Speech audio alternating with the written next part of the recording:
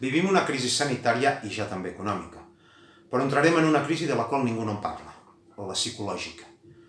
I d'aquesta no en són conscients cap dels nostres polítics. Com que són uns grans ignorants sobre l'ànima de la gent, no saben veure ni preveure les conseqüències d'aquest clima d'angoixa que vivim. Ells només saben parlar, i malament, de lleis i d'estadístiques.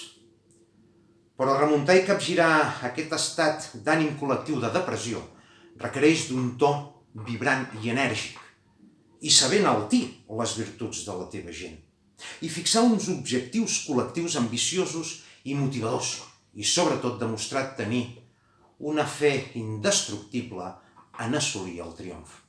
Perquè és així com un dirigent polític inspira confiança al seu poble. Per això Catalunya ha de fixar el seu horitzó immediat en la seva independència.